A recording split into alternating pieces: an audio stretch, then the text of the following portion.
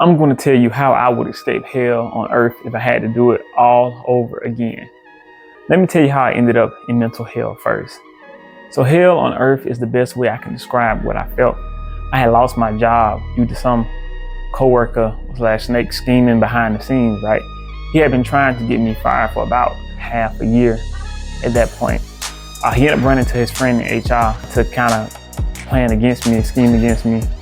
But I wasn't really making any mistakes. But regardless, eventually the perfect storm came and he got me. And after I had worked so hard also for a promotion that I had received previous year. When I say worked hard, I mean overtime, extra hours. I was literally like the MVP, getting all types of recognition and support. I had even bought me a new car because of the success I had. But it's one thing to get fired and you know you deserve it, but it's another thing to get fired unjustly. So on top of that misfortune, I also was still trying to deal with my sister's death internally. Just the previous year, my sister had passed. She was a year older than me, so we literally grew up together. We went to school together, majority of my time in school, from preschool all the way up to high school. So to make a long story short, she caught breast cancer, and after a long battle, she defeated it, but caught pneumonia right before her body was able to recover from the chemotherapy, and it led to her untimely death, unfortunately. Now, my sister will always be remembered because of how much of a loving person she was, and she was pretty tough and very family-oriented. I also had another situation where I had to take care of my younger brother at the time, who was a couple years younger than me, and I'm not going to go all the way into his business, of course, like that, or put it out like that. But at the time, he couldn't really take care of himself. He mentally was in a different place and emotionally, and he was in such a bad state, and it was hard for me to see him like that. I kind of felt like I had lost him as a younger brother at the time because he wasn't a younger brother that I knew. Because growing up, we was like best friends, right? I mean, we played video games together, watched Dragon Ball Z, watched anime together, watched SpongeBob. I mean, doing church activities, talked about girls together growing up. I mean, went to probate shows, went clubbing together. I mean, we did it all. So to see him in that state was very heartbreaking to me at the time. But on top of all of this, my girlfriend at the time also left me after I lost my job. She wasn't really trying to stick around and watch me lose everything. I mean, you know, it wasn't a good look on her end leaving, but, you know, let's be real. A lot of women don't want to sit and watch you lose financially and lose everything, especially if y'all not married. So not justifying a lack of loyalty, because loyalty does have its benefits, and not being loyal has its consequences. And what that is once a person do come back up, you have the right not to take you back, right? Because you kind of bailed. Things definitely started to go downhill for me. At my lowest, my power got cut off. Your boy was forced to take cold showers. I had to go outside and hustle day by day just so that me and my brother could eat until I got me another job, which took some months. But despite all of this, I was still able to not only maintain my sanity, but to bounce back, being reborn straight out of hell, stronger than ever. And I'm going to tell you the 5 strategies that I use to not let these situations break me, because I definitely could have been broken or lost my mind in the process. If you take these strategies seriously, there will be nothing you can't bounce back from. Instead, your suffering will only add to your growth. So, step 1, seek hope and let it become your mantra. A mantra is something that you meditate on, or a word that you repeat, right, over and over again. This is a very, very, very important step, because one cannot and will not start on a journey to improve the situation they're in if they don't believe in themselves. Belief is everything. You have to guard it like it's everything. I heard Will Smith quote, "He who believes he can and he who believes he can't are both usually right." One of the other end of the equation is, if you don't have hope, you will experience despair. Despair is a very, very dangerous place to be, because it keeps you stuck in bad situations while life is beating you to the ground, to your knees. Don't be the person who uses their situation to justify making bad decisions because you feel sorry for yourself. It's very tempting to do. This is how people fall in even worse situations like drug abuse or bad addictions, right? it can also lead to you hanging around people you know not good for you. A person that has given up on life is a very dangerous person to themselves and others, and it's also no telling what they might do to get back at life, aka mass shooters, right? Because that's really where they come from, because they've been stuck in despair, which is a bad place to be. Now, in order to build hope, to get the journey started, just do what I did, and that was listening to people that made it out of hellish situations in their life. So what I would do is I would find inspirational videos and podcasts that I would listen to every morning or while I'm at the gym. It's important to know that you are not alone and that there are other people that have been through hellish times also, and maybe even worse, right? And not only have survived it, but they thrived afterwards. And you can also do the same thing. You also need to know what they did, how they did it, in their thought process while they was doing it. You don't want to rely on just feeling motivated, but instead you want to be empowered. To be empowered is to have an upgrade in your mentality, and it's to know that you are capable of more and why. The only way out of hell is through it, and it's no other way. If you run from it, it will catch up to you. So you have to defeat it. The main point is belief, belief, belief. You have to build belief. And that is done by repeatedly hearing other people talk about it every day. Do it for 6 months, and this will completely transform your mind as it did mine. Channels like Inspired by Florian or Grave Minds, to name just a few. Number 2 is that fitness is the cheat code to strong mental health. People tend to think that the best benefits to working out is the upgrade to your looks that you get. But I would strongly disagree with that. The best benefits you get from working out is resilience, and that's in the mind, your health and spirit. To be able to strengthen your mind so that you can withstand high stress situations, so that you can remain consistent, is worth more than diamonds. Money comes and goes, but this is something that once you obtain, it's yours forever. Working out, you will learn that there is a such thing as good pain that is good for you, pain that you should embrace. Once you see how that pain transforms your body, you will start to welcome pain and use it to make you better, right? This is the root of how we make those comebacks in life, by accepting pain that comes from our reality and not running from it. Scientists have learned how exercising releases endorphins and other chemicals in the brain that helps relax the mind and body after a good workout. But not only is there temporary benefits, but like I said earlier, but there are also long-term benefits also. Working out has a long-term strengthening effect on the mind. The longer you work out over the years, the stronger your mentality becomes. One of my pet peeves is when people tell me that they are sensitive to stress and that it's nothing that they can do about it, right? I feel as if people living in the 20th century, we don't have the right to say that, because when it comes to our ancestors, they survived way worse. I mean, literally, for us to be here means we all come from survivors. So genetically, you are a powerhouse. Now, what genes you decide to awaken is partially up to you, right? Because it has been proven that genes can be activated and deactivated based on environmental conditions. So depending on what you put yourself through and the foods that you eat is what will influence your development.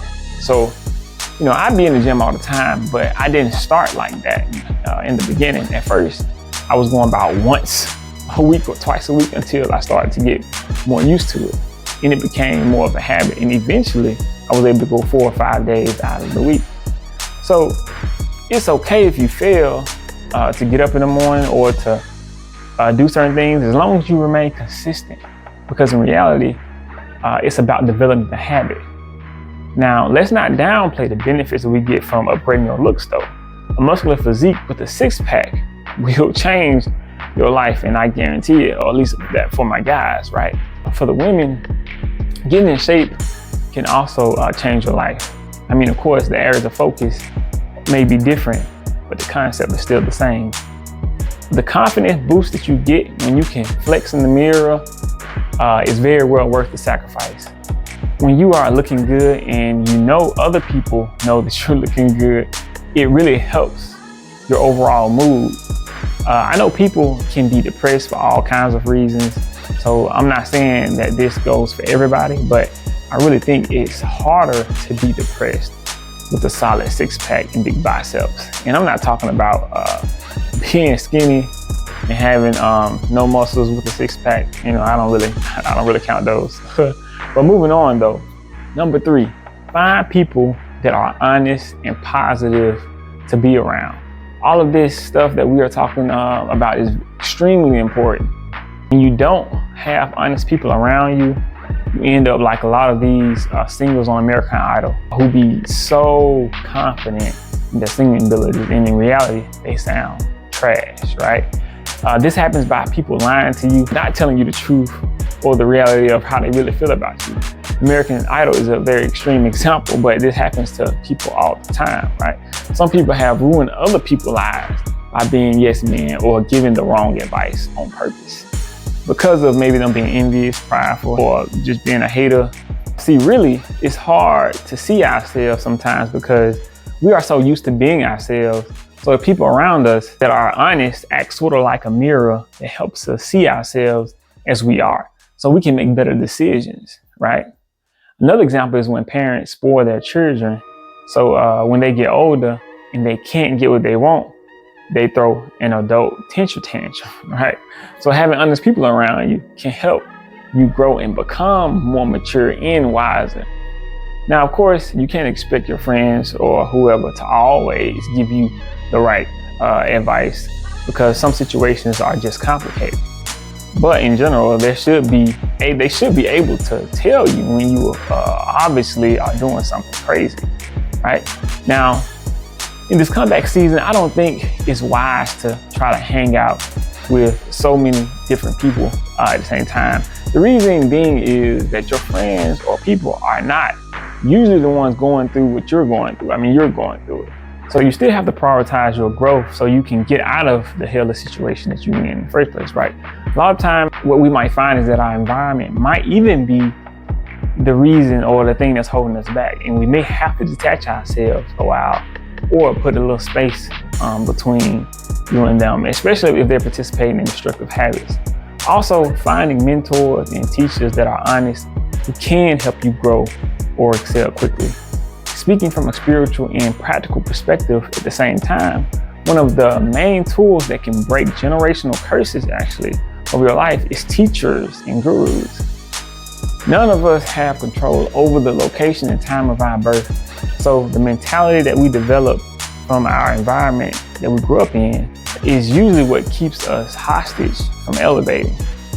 So finding gurus can be key, but let's avoid social media platforms that prey on your insecurities and fears instead of providing you with positive solutions, because there are fake gurus out there, right? With social media, you have to be aware that everyone isn't making content to help you. As a matter of fact, a lot of people are doing it just for attention, right? Or views, and will say whatever they think will get them the views, not caring about your life or how your life will actually turn out, right? So be careful not to fall for the emotional trolls that not only prey on our insecurities, but also they have no real solutions.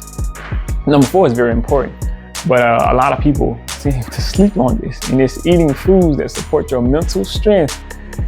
And it's really simple, actually. A lot of mental disorders we face and health problems can be fixed with a better diet. Of course, it won't happen overnight, but at the same time, it won't take long to start seeing results. I myself dealt with chronic panic attacks at one point in my life that was also hereditary. But fortunately, I didn't accept it, and instead I overcame it by proper nutrition and exercise. Let me give you a list of the healthy foods that help me acquire more mental stability. First on the list is eggs. I eat scrambled eggs and boiled eggs every morning. Eggs are a power bomb for mental health, packed with literally 10 different vitamins, essential vitamins. That's B1, B2, B5, B6, B9, B12, vitamin A, D, E, and K. I mean, they play a huge role when it comes to affecting your brain cells, because the vitamin B helps when it comes to brain functions. Now, actually, I would also eat a variety of fruit, just because fruit are not only packed with tons of important vitamins that people sleep on, but they are also tremendously important to your gut health. I would eat bananas, different kinds of oranges and apples and kiwis and pineapples, pears. Next, also we eat steak for iron. Steak is also good for your brain because it also is packed with B vitamins and healthy fats also too, and not eat healthy quality steak. Also will eat a lot of whole grain bread versus any other kind of bread because of the omega-3s and omega-6 fatty acids in it that are also good for your brain health. Now, fish is also something that's a good source that's good for your brain. Now, foods that I would stay away from, or you can say if you have a hard time staying away from it, just try to reduce it. There will be foods with a lot of added sugar in it. A lot of sugar is truly toxic to the brain. Sugary drinks might as well be a drug, right? Because of the bad effects that it has on your mental health long term. I will also avoid processed foods because of the unhealthy fats and preservatives that are in it also. I would avoid anything that negatively affect my blood flow. The number one, I think, was trans fats. Trans fats were super toxic to the body, causing heart problems, which then caused a chain effect of tons of other problems, right? Because your heart is very important. I also greatly reduced fried foods as well. Now, of course, I didn't just go cold turkey on cutting out a lot of junk food. It was a gradual process, and of course, I made mistakes along the way, but I stuck with it, and it became easier over time. Okay, so the last one, but definitely one of the most significant, is seeking God and growing spiritually. So what makes this one so important? Well, it's all about the direction and the identity you get from God. To seek God is a humble approach that admits to not being perfect and not having it all together, while at the same time acknowledging that there is a better way to do things, and God is the source of that knowledge. To grow spiritually means to gain an understanding of the unseen world. It means to understand yourself internally and to also understand the outside forces that may influence you. It's important to understand how God sees you so you won't be so caught up on how others may view you. On your journey, it's important to remember that the grace of God is abundant. And that means to be aware that it's a privilege to always be able to seek the truth and learn and grow. No matter how many people down talk you, disrespect you, or are against you, you can always overcome it if you don't give up. If you do these 5 things, you will bounce back from hell stronger and wiser. I am confident that I can make it through any tragedy because of these things. I have these habits. And it's not something that a person is born with. It's something that you have to put in work to acquire. Just like a person can build muscle over time, right? Or build their intellect, or gain a doctor's degree, or build wealth. It's the same thing with building a resilient mind. It takes dedication and a strong resolve. Even if my body has to be torn apart, you still won't be able to break my soul, right? Suffering is definitely not pleasurable, but don't be mistaken, your suffering has meaning, and it does have a purpose.